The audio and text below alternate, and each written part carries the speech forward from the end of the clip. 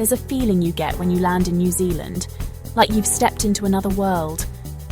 The air is ancient, the landscapes are epic, and the sense of adventure is immediate.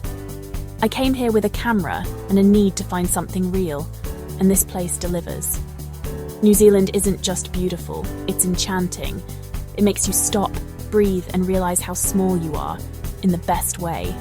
This isn't just a trip, it's a pilgrimage into the heart of Aotearoa. From silent fjords to caves lit by living stars, this is a journey that changes you. So grab your gear, we're about to dive into an adventure you'll never forget. Let's do this. First stop, Fiordland National Park, a place where the world feels untouched and time seems to slow down. You've seen the photos, but nothing prepares you for the scale. The cliffs rise so high, you feel as if you're standing at the edge of the world. We boarded a boat, and the world went quiet. Just water, cliffs, and the occasional seabird. The only sounds are the gentle lapping of water and the distant call of birds echoing off the stone. These cliffs are giants, rising straight from the water, scarred by glaciers, with wild waterfalls cascading down. Each waterfall seems to have its own story, tumbling from heights lost in the mist. Sometimes you just have to put the camera down and let it all sink in. The silence here is profound, almost sacred, inviting you to simply be present. The water is so still it mirrors the sky and mountains, creating a surreal, symmetrical world. It's as if you're floating between two realities, one above, one below. Kayaking here, dwarfed by colossal peaks, is humbling. You feel like a tiny speck in a vast, ancient landscape. Every paddle stroke is a reminder of how small we are in the face of nature's grandeur. Seals sun themselves on rocks, unbothered by our presence. This is their world, we're just visitors. Watching them, you realize how life here moves at its own pace, undisturbed and wild. The air is crisp, smelling of rain and pine. Every breath feels like pure life. The forest is alive with the scent of earth and the gentle patter of rain on leaves. Here, deadlines and emails fade away. All that matters is the paddle, the water, and the view. The outside world feels distant, replaced by a sense of peace and clarity. Fiordland feels sacred, a place of legends and gods. You understand why the Maori revered it. The land seems to hold ancient secrets, whispered by the wind and water. As the sun sets, the peaks glow orange and purple, reflected perfectly in the water. The colours shift and dance, painting the landscape in a palette you'll never forget. At night, the sky explodes with stars, the Milky Way so clear you could almost touch it. The silence deepens, and the universe feels impossibly close. In that silence, you feel connected to everything, the planet, the universe, yourself. It's a rare kind of peace that lingers long after you leave. Fiordland isn't just a place you visit, it's a place you feel. It seeps into your bones, leaving you changed. It gets into your soul, reminding you of the raw power and beauty of nature. Here you remember what it means to be truly alive. Leaving feels like waking from a dream, but you carry that silence and wonder with you. The memory of Fiordland becomes a quiet strength you can return to. It's an experience that stays with you. A memory you can return to whenever you need to remember how incredible our planet is, and how lucky we are to witness it. From the cool silence of Fiordland, where ancient forests and misty lakes stretch as far as the eye can see, we begin our journey north. We head to Rotorua, where the earth breathes fire and the landscape is alive with energy just beneath the surface. The air here is thick with the tang of sulfur, a constant reminder you're standing on a living, shifting planet. Every breath you take is filled with the scent of Earth's inner workings. Steam rises from cracks in the ground, bubbling mud pools gurgle, and geysers erupt with raw power. The ground itself seems to pulse and breathe, as if the earth is alive beneath your feet. At Te Puia, the Pohutu geyser roars to life, shooting water and steam sky high, a staggering display of nature's force. The eruption is both mesmerizing and humbling, a reminder of the immense power locked within the earth. But Rotorua is more than geothermal wonders. It's the heart of Maori culture, where tradition and nature are deeply intertwined. The Maori have lived with this landscape for centuries, using its heat for cooking, bathing, and healing. Their connection to the land is profound, and their stories are woven into every bubbling pool and plume of steam. We witnessed a haka, a powerful, moving expression of identity and strength. The energy of the performance echoes the energy of the land itself. Cooking a hangi, food steamed in the earth, connects you directly to the land. The flavors are earthy and unforgettable, each bite a taste of tradition and the geothermal forces below. The geothermal parks are otherworldly, vibrant pools of green, orange, and yellow, steam drifting through the air. The colors are so vivid they seem almost unreal, painting the landscape with nature's palette. You have to stick to the paths. This beauty is powerful but dangerous. The ground can be thin, and the heat below is unforgiving, a reminder to respect the forces at work. Soaking in a natural hot spring, surrounded by ferns and bubbling mud, is pure relaxation.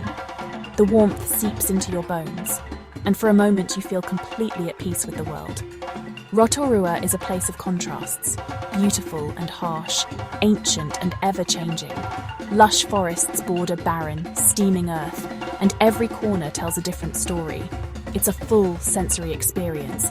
The sights, sounds, smells, and tastes all remind you that our planet is alive. Every moment here is a reminder of the Earth's restless spirit. Even after you leave, the scent of sulfur lingers, a reminder you walked on living ground. The memory of Rotorua stays with you, long after the steam has faded. Rotorua isn't just a stop, it's a lesson in geology, culture, and the untamed power of nature. A place where the Earth's fiery breath shapes every moment in memory. Next, we go underground, into the Waitomo glowworm caves. Descending into the Earth, you're surrounded by ancient limestone formations. Our guide, a descendant of the first explorers, shares legends as we walk deeper. Then, silence. We board a small boat, no talking, no lights, just darkness.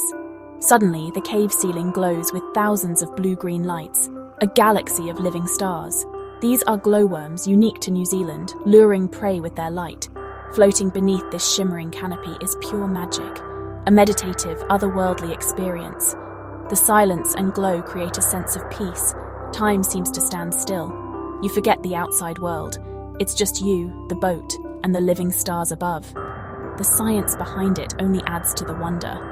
As you drift back to daylight, the real world feels too bright, almost unreal.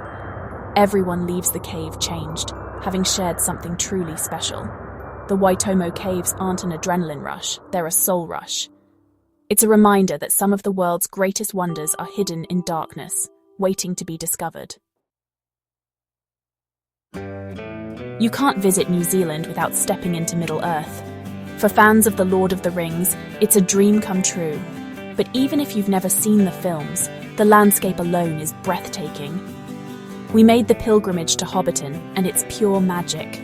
The moment you arrive, you're transported into a world of fantasy and wonder, surrounded by rolling hills and lush greenery. The set sits on a real family farm, chosen by Peter Jackson for its rolling green hills and iconic tree. It's easy to see why this spot was picked. It feels untouched, timeless, and full of storybook charm. It doesn't feel like a set. It feels like the Shire is real. Every path you walk, every turn you take, you half expect to see a hobbit hurrying by on some small adventure. Every hobbit hole has its own personality, with tiny gardens, mailboxes, and clotheslines. Each door is painted a different colour, and the little details make it feel lived in and authentic. The attention to detail is incredible. Even the oak tree on Bag End is artificial, with hand-painted leaves. The craftsmanship is so convincing you'd never guess it wasn't real.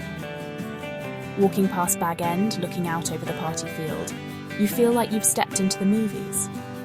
The view is iconic, and it's easy to imagine Bilbo's birthday party happening right there. The place is picturesque, vibrant hills, colourful doors, smoke curling from chimneys. It's a living painting, and every corner is a photo opportunity. It's impossible not to smile. The Shire's joy is infectious. Everyone around you seems to be caught up in the magic, sharing in the sense of wonder. The tour isn't rushed. You wander, take photos, and soak in the atmosphere. There's time to pause, breathe, and let the magic of the place sink in. Some hobbit holes are built to human scale, some to hobbit scale, movie magic at work. It's a clever trick that makes the world feel both whimsical and real. The tour ends at the Green Dragon Inn, a real pub where you sip a specially brewed drink by the fire. It's the perfect way to finish your journey, relaxing in a cozy storybook setting. Hobbiton is a celebration of imagination and storytelling, a sheep farm transformed by the power of fantasy. It's a testament to what creativity and passion can build. Even if you're not a huge fan, you'll love the craftsmanship and charm. The artistry and care that went into every detail is something everyone can appreciate. It's a happy, peaceful escape, a must-do for anyone visiting New Zealand. Whether you're a Tolkien fan or just love beautiful places, Hobbiton is an experience you'll never forget. After mountains, fire, caves, and movie magic, I needed the coast. So we went to Abel Tasman National Park. This is paradise, golden beaches, turquoise water, lush forest. The Abel Tasman coast track winds along the shore, dipping in and out of forest and beach. Water taxis make it easy to explore. Get dropped at one bay, hike to another, and get picked up again. We hiked from Bark Bay to Torrent Bay, through native forest alive with birdsong. Every so often, the trees open to reveal stunning beaches and crystal clear water. The sand is soft, the water perfect for swimming. Split Apple Rock, a giant boulder split in two, stands out, steeped in Maori legend. Kayaking is the best way to explore hidden coves, sea caves, and colonies of fur seals. The vibe is relaxed. Walk, swim, kayak, or just lie on the beach and listen to the waves. There's no cell service, forcing you to disconnect and truly be present. Abel Tasman is the perfect distillation of New Zealand's coastal beauty. Accessible, wild, and utterly peaceful. It's a golden paradise, the perfect end to an epic adventure. That's it. From silent fjords to fiery earth, underground galaxies, the Shire, and golden beaches.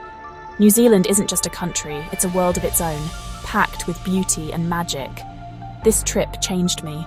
It reminded me to get out, push boundaries, and be in awe of the world. Don't just put New Zealand on your bucket list, put it at the top.